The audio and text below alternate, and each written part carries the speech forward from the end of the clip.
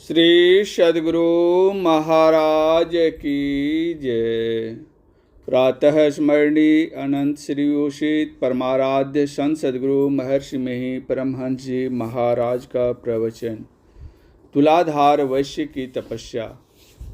बंदो गुरुपद कंज कृपा सिंधु नर रूप हरि महामोह तम पुंज जासु अचन रवि करनिक।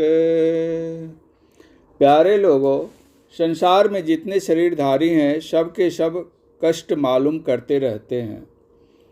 मालूम होता है कि कष्ट छूट नहीं रहा है, दुख किसी को पसंद नहीं है। जिसका कभी नाश नहीं हो ऐसा सुख संसार में किसी को नहीं मिलता।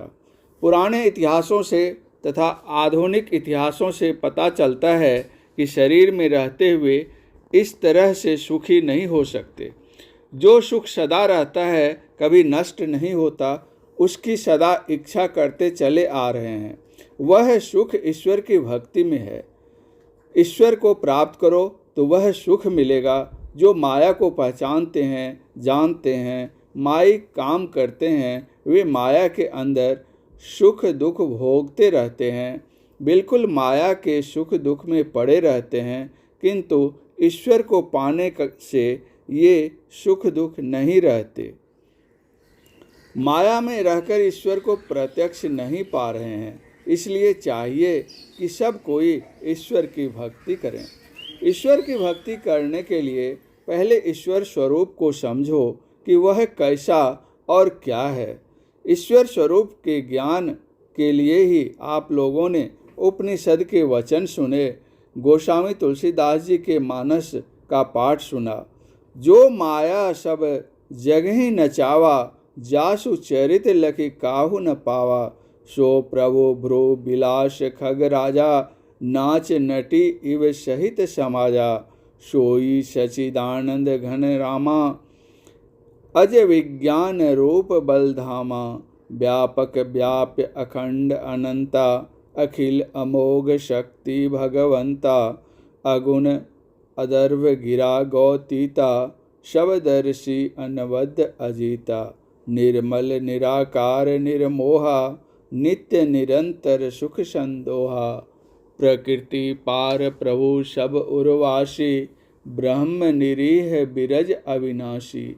यहाँ मोह कर कारण नाही, रवि सन मुख तम कबहु की जाही। भगत हेतु भगवान प्रभु, राम धरे उधन तनुभोप। किए चरित पावन परम, प्राकृत नर अनुरूप। यथा अनेकन वेश धरी, नृत्य करई नट कोई। सोई सोई भाव दिखावई, आपू न होई न सोई। आप लोगों ने उपनिषद के वचनों में सुना, और शब्द दम स्पर्शम रूपम व्यम तथा सम रसम नित्य मगंधवच्यत। अनाद्यंत महतः परम ध्रुवम निचाय तन मृत्यु मुखात प्रमुच्यते। कठोपनिषद अध्याय 1 वल्ली 3। अर्थात जो अशब्द, अस्पर्श, अरूप, अव्यय तथा रसहीन, नित्य और गंध रहित है, जो अनादि अनंत महतत्व से भी पर और ध्रुव निश्चल है, उस आत्म तत्व को जानकर पुरुष मृत्यु के मुख से छूट जाता है। ईश्वर स्वरूप समझाने के वास्ते पाठ कराया गया। पाठ में यह था कि जो कुछ आँख से देखते हैं, कान से सुन सकते हैं, हाथ से छूते हैं, जिस वस्तु से किसी प्रकार की गंध मालूम हो, जिह्वा से जो मालूम हो, वह माया है। रूप, रस, गंध, स्पर्श और शब्द, ये पांचों माया ही माया हैं। इस तरह हम लोगों को यही मालूम होते हैं। उपनिषद कहती है, जिसे इंद्रियों से पहचानते हैं वह ईश्वर नहीं है, माया है। बुद्धि भी उस परमात्मा के स्वरूप को नहीं पहचान सकती। बुद्धि निर्णय कर सकती है। लोग तब पूछते हैं कि मन, बुद्धि और इंद्रियों के ज्ञान में जो नहीं है वह किससे छुआ जाएगा, पकड़ा जाएगा। तो जानो कि शरीर में इंद्रियों और मन बुद्धि से परे चेतन आत्मा है। इंद्रियों और मन बुद्धि के सहित शरीर के अंदर चेतन आत्मा है। शरीर छूट जाता है। शरीर छूटने पर उससे क्या निकल गया लोग देखते नहीं हैं, किंतु कहते हैं कि इससे जीवात्मा निकल गया। ज्ञान इस बात को कहता है। श्राद्ध क्रिया का मूल आधार यही है। यदि यह विश्वास नहीं हो कि इस शरीर से जीवात्मा चला गया तो श्राद्ध क्रिया नहीं कर सकते।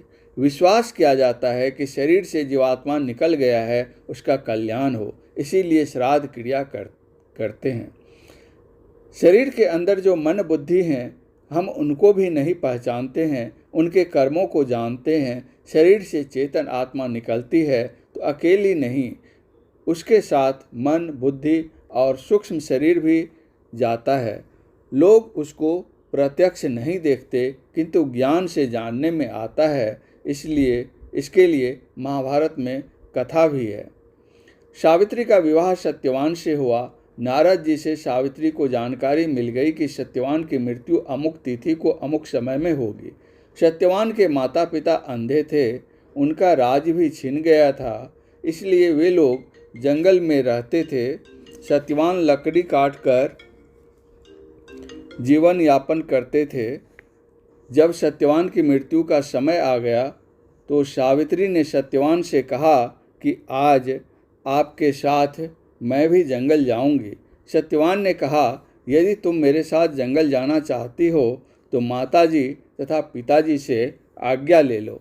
सावित्री बड़ी नम्रता से सास ससुर से निवेदन करती है कि आज मैं भी पतिदेव के साथ जंगल देखने जाना चाहती हूँ। दोनों सास ससुर की आज्ञा हो गई। सत्यवान के साथ सावित्री भी जंगल गई। जब सत्यवान गाछ पर चढ़कर लकड़ी काटने लगे तो ऊपर से ही वे सावित्री से कहते हैं कि मेरे सिर में बहुत दर्द हो रहा है। सावित्री ने कहा, आप वृक्ष से नीचे उतर आवें। नीचे उतरते ही सत्यवान बेहोश हो गए। सावित्री अपने पति का सिर अपनी गोद में रखकर बैठी है। सत्यवान को लेने यमदूत आता है, लेकिन सावित्री के पातिव्रत्य के तेज के कारण वह समीप नहीं आ सका। तब यमराज स्वयं आए और सत्यवान के सूक्ष्म लिंग शरीर को लेकर चलने लगे। सावित्री भी यमराज के पीछे पीछे चलने लगी। यमराज ने पूछा, तुम क्या चाहती हो? यदि कुछ वरदान मांगना हो तो मुझसे मांगो। सावित्री ने कहा, मेरे अंधे सास ससुर मेरे 100 पुत्रों को भोजन करते देखें और उनका खोया हुआ राज्य वापस मिल जाए। यमराज ने कहा, एवमस्तु। जब यमराज आगे बढ़े तो सावित्री फिर उनके पीछे चलने लगी। यमराज ने पूछा, तुमको मैंने वरदान दे दिया, अब क्यों मेरे पीछे आ रही हो? सावित्री ने कहा, आप तो मेरे पति को लिए जा रहे हैं, मुझे 100 पुत्र होंगे कैसे? यमराज चकित हो गए और सत्यवान के सूक्ष्म शरीर को उसके स्थूल शरीर में वापस कर दिया। इस कथा से जानने में आता है कि स्थूल शरीर में सूक्ष्म शरीर या लिंग शरीर भी है, किंतु ज्ञान कहता है कि केवल सूक्ष्म शरीर ही नहीं है, कारण, महाकारण और कैवल्य शरीर भी हैं। अपने कर्मानुसार यह जीवात्मा उन लोकों में जाकर दुख सुख भोगता है। एक सती स्त्री सावित्री के प्रभाव से कितना लाभ हुआ कि 100 पुत्र हुए, राजा का राज्य लौट गया, अंधी को फिर आंखें मिल गईं। इसीलिए स्त्रियों को पातिव्रत्य धर्म धारण करना चाहिए और पुरुष भी एक पत्नी व्रत धारण कर रहें तो उनका बहुत कल्याण होगा। किंतु कह सकूँगा कि इससे बिल्कुल कष्ट छूट नहीं जाते, बिल्कुल दुख तो ईश्वर भजन से छूट सकता है। हाँ, तो मैं कह रहा था कि ईश्वर को चेतन आत्मा ही पहचान सकती है। यह चेतन आत्मा न स्त्री है और न पुरुष है, न नपुंसक है। ईश्वर भक्ति की पराकाष्ठा यही है कि ईश्वर मिल जाए। जिस काम के करने से ईश्वर मिल जाए वही ईश्वर भक्ति है। मन इंद्रियों के संग जब तक कोई रहेगा तब तक ईश्वर को पहचान नहीं सकता। मन बुद्धि आदि इंद्रियों और स्थूल सूक्ष्म कारण महाकारण को पार कर कैवल्य दशा प्राप्त कर लेने पर ईश्वर की पहचान होती है। ईश्वर की भक्ति करने के लिए शुद्धाचरण से रहना चाहिए, अंतःकरण में मलिनता नहीं रखनी चाहिए। अपने को शरीर और मन आदि इंद्रियों से छुड़ाने के लिए ईश्वर का ध्यान करना चाहिए। ध्यान कैसे किया जाए? संसार के जितने रूप हैं सब में ईश्वर हैं। किसी रूप को इष्ट मानकर उनका ध्यान करो, चाहे माता के रूप में मानो, पिता के रूप में मानो, गुरु रूप को मानो, कृष्ण, राम, किसी रूप को मानकर उसका ध्यान करो। तुलाधार वैश्य अपने घर में रहकर रोजगार करता था, लेकिन वह बड़ा ही सत्यनिष्ठ था। अपनी माता तथा पिता की सेवा करता था। उसी समय जाजली मुनि तप करते थे। उनको अपने तप का घमंड हुआ कि मैं बड़ा तपी हूँ।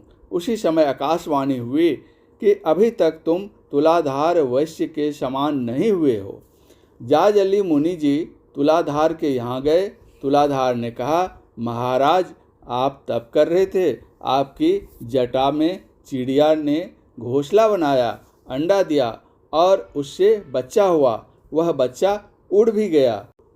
इसी का आपको घमंड है। मुनि ने तुलाधार से कहा, तुम घर बैठे मेरे तप की सारी बातें कैसे जान गए? तुलाधार ने कहा, देखिए, मैं लोगों को सौदा देता हूँ, डंडी को सीधा रखता हूँ।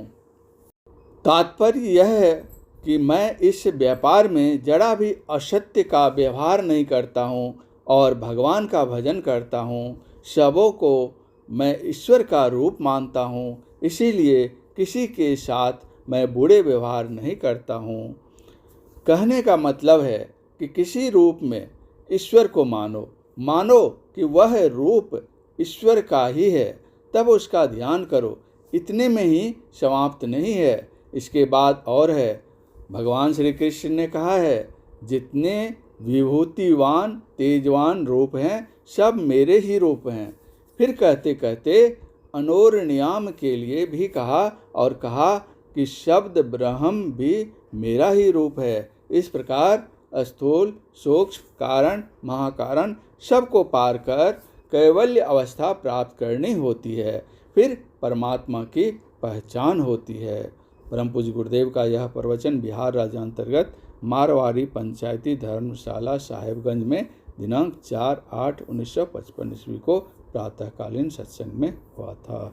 श्री सद्गुरु महाराज की जय।